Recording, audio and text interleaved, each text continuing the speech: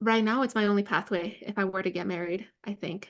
I don't have any other way of becoming a citizen or being petitioned, at least not right now. And contrary to, popular belief, DACA does not give you a pathway.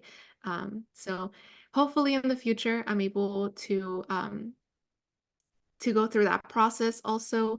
But I do remember before meeting my now partner, I had like a whole plan of like, this is plan A, B, and C of how I'm gonna have mobility in the world. Because I don't think I ideally wanted citizenship. I just wanted to be able to like move around the world, explore the world. And that comes along with like my mentality of like the human experience is so limited and we have a limited time in this world. And I just want to be able to see and experience as much as possible. And sometimes with DACA, it feels like I'm not allowed to do that.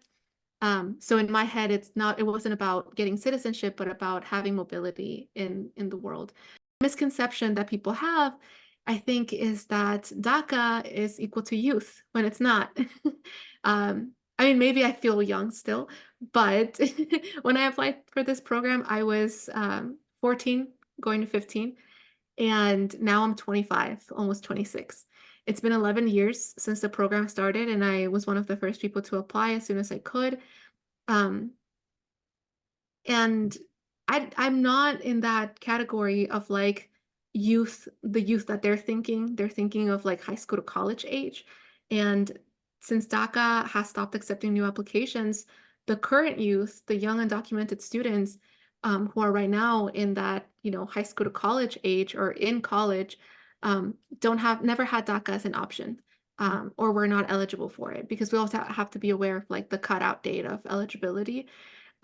Many people came after that date. It could have been a day after, and they won't be eligible. So they could be my age, have everything exactly the same, but maybe they came one day after the cutoff date and they weren't eligible anymore. So I think we need to let people know that we're no longer, high school students, college students, like the real undocumented youth right now does not have this protection. And I think we're going back to a post-DACA generation which, before DACA existed, we had undocumented students, and they were the ones who, worked so hard to get something like DACA to exist. As much credit as we want to give Obama, it wasn't all Obama and his administration. It was the people advocating for it who made it happen, um, all the way since like the early 2000s. So this thing has been going on for decades.